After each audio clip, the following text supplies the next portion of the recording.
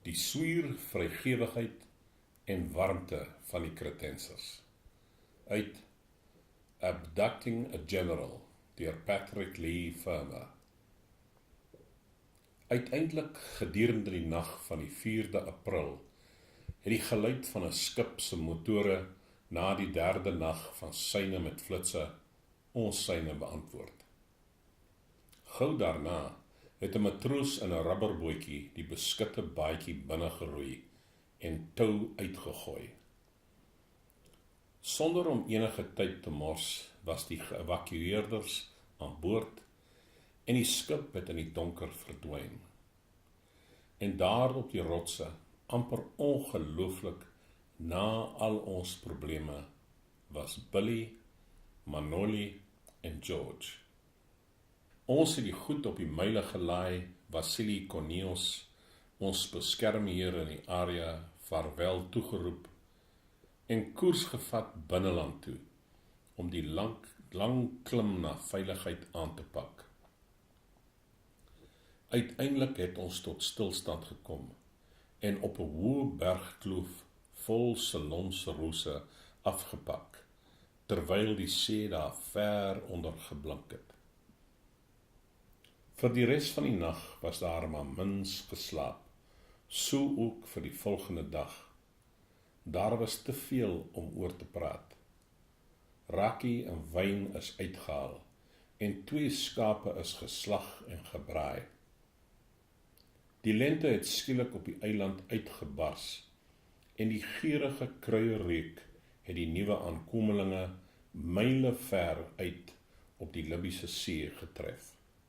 Soos ek gehoop het, was Billy verstom oor die skouspelagtige bergreekse om ons en die swier, gasvryheid, goedhartigheid en humor van die Cretensers was besig om hom te beïndruk.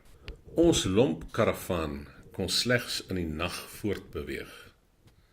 Ons het met son onder vertrek en na 'n lang sukkelgang deur diep klowe, waar ons elke af en toe moes halt roep by 'n waterval of 'n vriendelike skaapkraal, het ons by Skonia uitgekom, waar ons in Mahali se huis tuis gegaan het.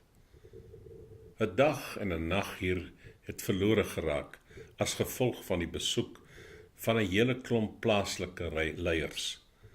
Die groot kapitaan Athanasios Bourzalis ingesluit en die opwagting in haar moeder se arms van 'n klein peetdogtertjie van my. Hierdie gebeurtenisse het aanleiding gegee tot 'n banket en liedere. Hierdie keer was daar goed geplaaste skildwagte.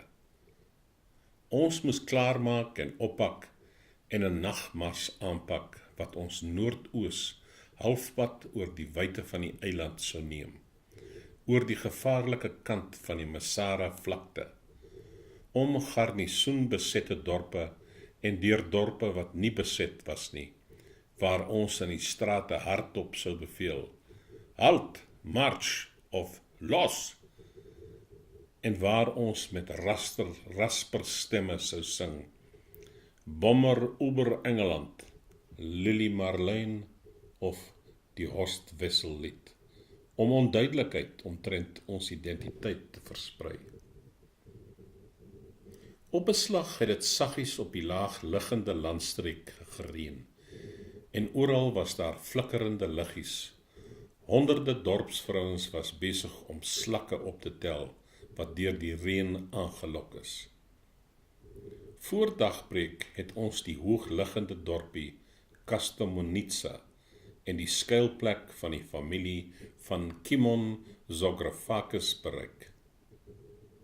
Hy was van die kus af saam met ons, 'n jong man vol gees en waagmoed, wat voorheen 'n gids was vir kommando-strooptogte. Die vrygewigheid en warmte van sy hele familie was waarlik merkwaardig. 'n Ouer broer is onlangs gevang en doodgeskiet as gevolg van sy verzetwerk. Gedurende die dag moes ons binnemuurs bly, want daar was 'n Duitse hospitaal in die dorp. Vijandige stemme en voetstappe kon onder die vensters gehoor word. Die boonste kamer het 'n besige hoofkwartier geword, waar roetekaarte en voorrade uitgesorteer is, en vanwaar boodskappers uitgestuur en ontvang is. Verder is ons die hele tyd deur ons gasheere en hulle seuns en dogters bederf.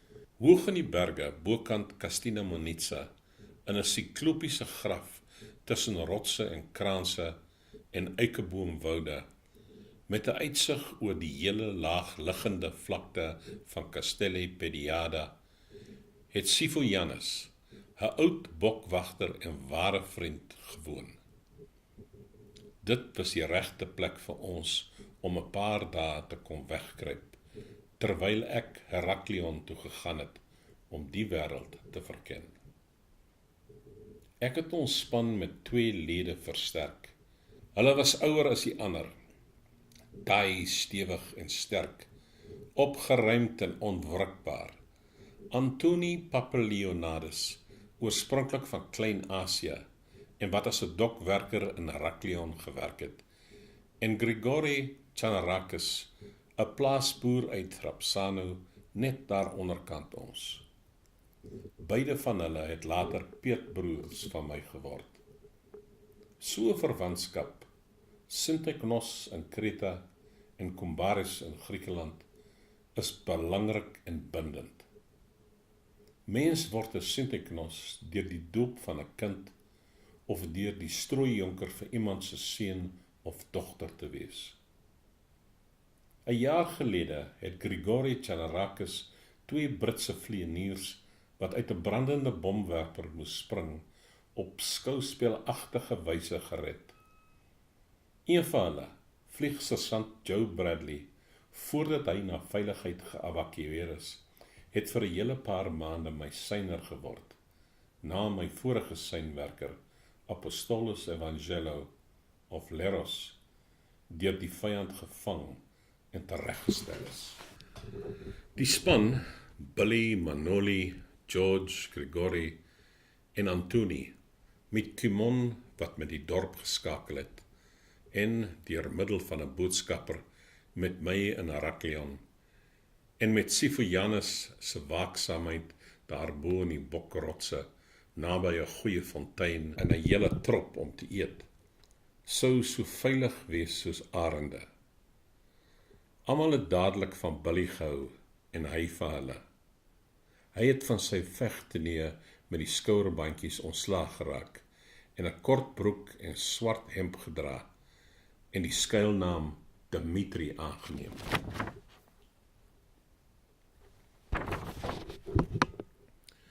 Intussen het 'n ander boodskapper, gewoonlik het hulle boodskappe in hulle stewels of hulle 'n tulbandhoede gedra, in alleryl vir Miki Akonomiakis van Heraklion laat kom. Hy was omtrent so oud soos ek, intelligent en goed opgelei. Nie een van die ander was juis geleerd nie, en die hoof van ons inligtingsnetwerk in Heraklion.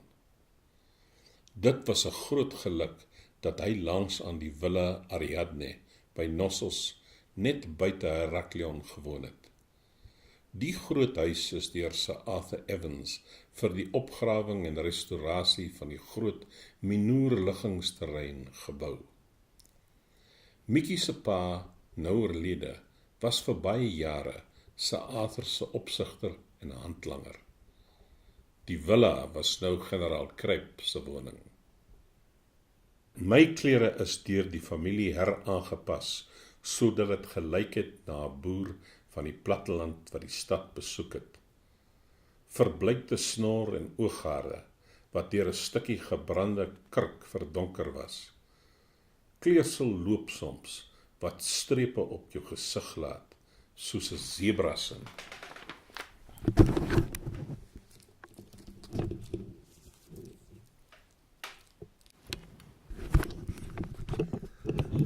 Daar is baie Kretensers, ligter as ek, maar die Duitsers het hulle skuins aangekyk en dikwels gevra om hulle dokumente te sien.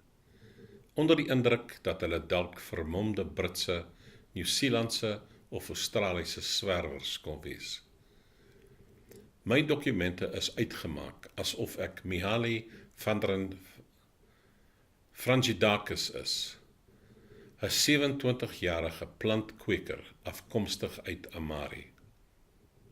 Ons het totsiens gesê op die Lendelam bus van Castrelli geklim en die pad gevat. Op die bus was daar 'n paar plattelanders wat groente en pluimvee mark toe in Rakleon gevat het. Die kondukteur was 'n vriend, maar met my Grieks, hoewel dit vinnig en voldoende was dit moontlik dat vreeslike flaters my kon verklap, en ek het dus liewer voorgegee dat ek geslaap het. Die enigste ander voertuie was Duitse trokke, karre en motorfietsse. By een van die padblokkades, naby Rakleon, was ons voorgekeer en 2 veldpolisie-korporaals het vir ons dokumente gevra. Teen die aand was ons veilig in Mihaly se huis in Knossos, waar hy saam met sy suster by die venster uitgeloer het. Die heining was net 'n paar tree weg, en daar, in sy baie mooi woud van bome en struikgewasse, met die Duitse vlag wat op die dak gewapper het die wille gestaan. Formidabele doringdraad het dit omring. Een keer, gedurende die slag van Krete, was ek al daar binne, toe dit 'n geïmproviseerde hospitaal vol geallieerde en Duitse gewondes en sterwendes was. Ons kon die chevron-versperring oor die pad sien, as ook die skildwaghuisies, waar die wagte met die stormhoede besig was om afgelos te word. Die vyand se verkeer het buite verby gedreun, op pad na Herakleon toe, wat 3 myl verder weg was. Na die suide toe het die skerp spleet van die Jogtas gebergte opgereis. Aan die weste en suidekant het die onsaglike sneeupieke van Mount Ida, die geboorteplek van Zeus, opgestyg. Anderkant die stof van die stad het die Egeïese See en die klein eilandjie van Dia gelê. Oos van die pad, aan die kant van die spierwit vallei, met wingerde hier en daar, het die boelagtige bloedrooi pilare afgedaal, na die groot trappe van die paleis en die reusagtige gekapte stene van koning Minos. Om enige verskoning of voorwendsel vir weerwraak op die Kretensers te vermy, was ek vasbeslote dat die operasies sonder enige bloedvergoeding uitgevoer moes word. Die enigste manier was om die generaal op sy pad huis toe, vanaf die divisie hoofkwartier op Anno Arcanes, 5 myl daarvandaan, te onderskep. Om meer tyd te kon kry, moes sy met vlag getooide kar op 'n dwaalspoor gebring word.